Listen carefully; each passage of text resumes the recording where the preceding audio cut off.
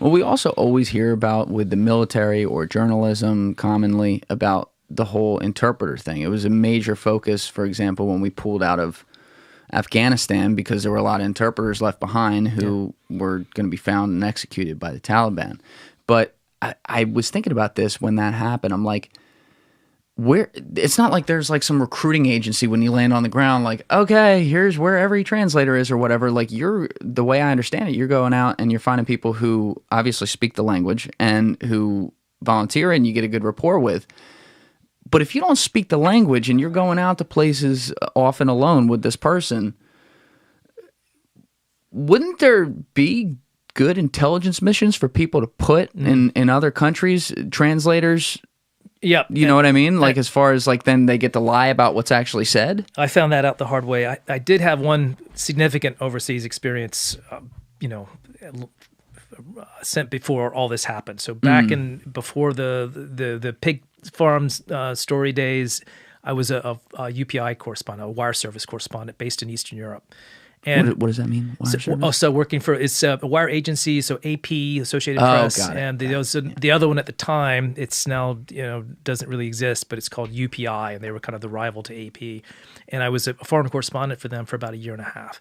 And one of my, I was covering countries like Bulgaria and Romania and places that were still either still communist or starting to emerge from communism. And one of my fixers in Bulgaria turned out to be an agent for the Communist Party. We didn't realize it at the time. I didn't even know it until years later. But it turns out he had been essentially feeding me, party crap, which we didn't necessarily take at face value. But it was interesting to know later that this guy was completely untrustworthy. So more typically, what we do is there is in every country there is a small group of people who are known within the journalism community as reliable. So you talk to your friend, and he's been in Iraq, and he's worked with this one guy before. He's always been great. He's really resourceful. He's very honest, and so you try to connect with people who've done this before and who've turned out to be trustworthy. And that's you can always find out that the guy's been bought off by somebody, but that's just the best you can do. And then you triangulate. You don't take anybody's word for anything really. It's just. You get a sort of a report about something, but then you have to check it and check it again and check it with someone else until you're sure that it's true.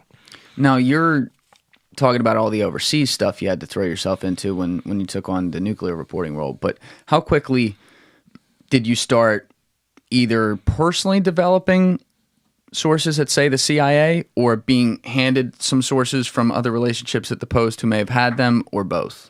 So what happened there is with an agency like CIA, like I mentioned, they have a PR staff, which you have to deal with, because if you have a question, that's usually you have to at least at some point ask the front office, what do you think of this, or will you give us a comment about something?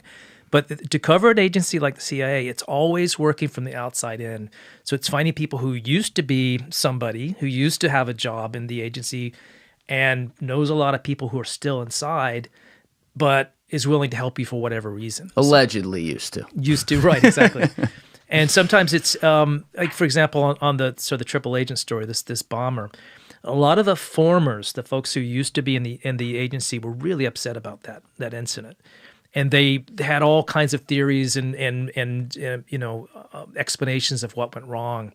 And so my very first set of sources on a story like that is often people who are just angry about how the agency screwed up. And so they'll kind of talk your ear off, and then they'll say, well, I know somebody who's still in who could give you a little bit more about that. He's a good friend of mine. I'll vouch for you. And if you can figure out a way to meet him without, any fingerprints or any sort of trail, then he's willing to work with you.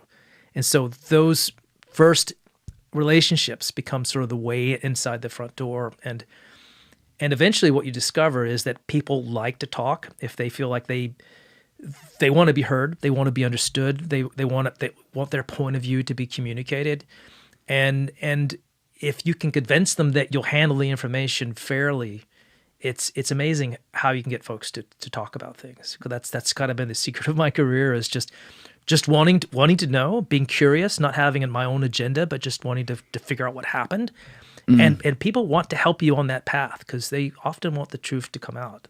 Even people whose lives are guarding secrets. That is true. Very interesting. It makes it complicated because a lot of them have polygraphs. And one of the questions in polygraphs is, have you spoken to a journalist?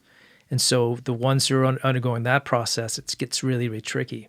But you find out that at the higher levels of management, sometimes those polygraphs aren't really a thing because they happen very rarely, if at all. Thank you for watching the video, guys. Please hit that subscribe button and check out this clip's full podcast episode by clicking here or in the description below.